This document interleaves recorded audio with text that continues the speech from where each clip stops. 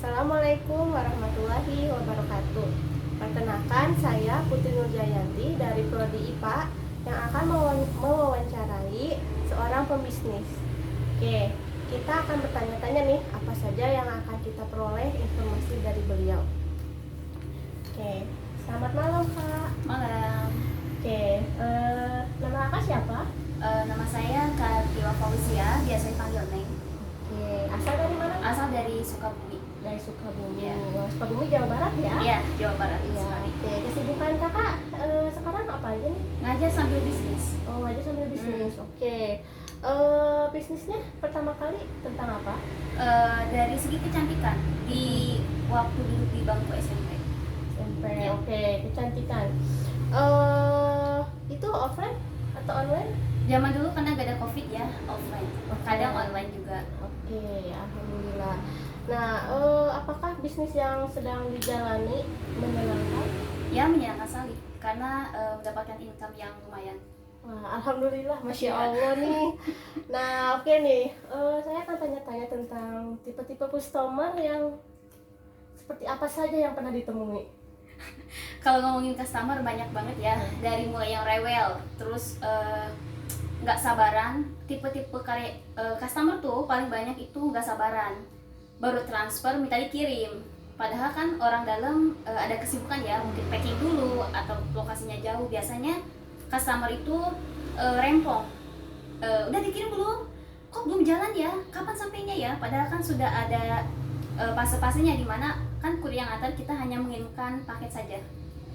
Oke, ada yang rewel ya. Tapi ada customer yang menurut kakak yang paling enak gitu, gimana tipenya? Customer yang paling enak tuh sabaran, terus saat dikasih totalan responnya cepat.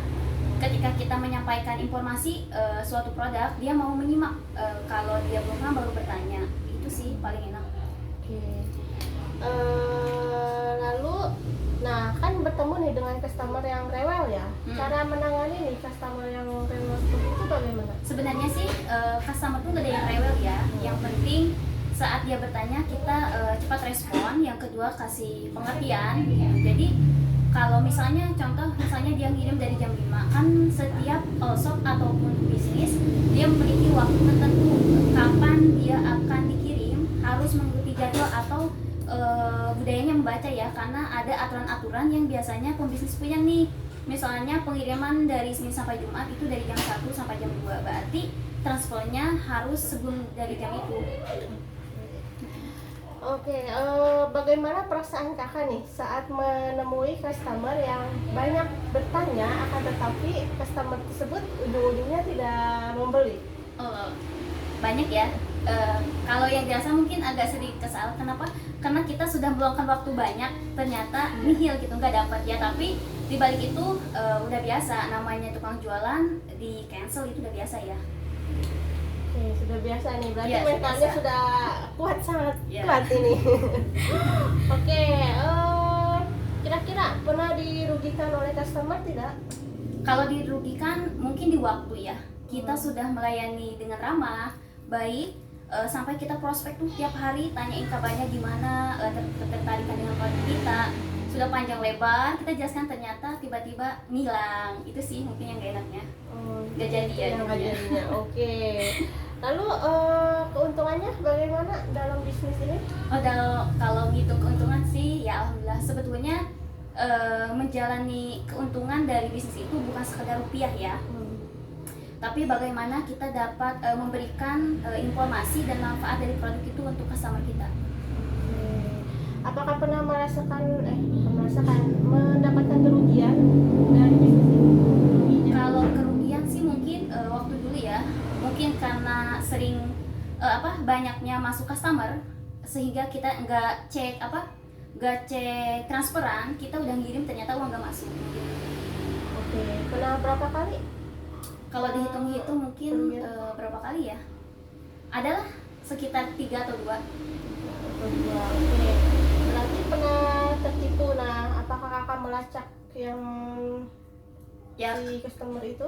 kalau kita kalau pribadi ya, kalau saya sih kalau ngelacak pasti ya cari informasi gitu. Takutnya uangnya memang belum masuk. Kalau memang pun tidak masuk ya mungkin bukan rezeki ada rezeki orang yang lebih ada di kita gitu.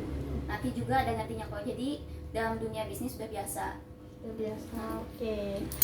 Lalu manfaat atau hikmah apa saja nih yang didapatkan dalam bisnis kecantikan nih? Kalau dari segi bisnis kecantikan, mungkin sebelum orang lain bisa percaya dengan produk kita, mungkin kita terlebih dahulu yang harus transformasi. Ternyata si produk yang kita jual tuh memang bagus untuk kita dan juga untuk orang lain, kayak gitu sih. Oke, alhamdulillah. Nah, pesan yang ingin disampaikan untuk para pembisnis yang pemula ini apa saja? Silakan. pesannya. Sebenarnya sih untuk hikmah atau manfaat ya bagi para pembisnis pemula di luar sana.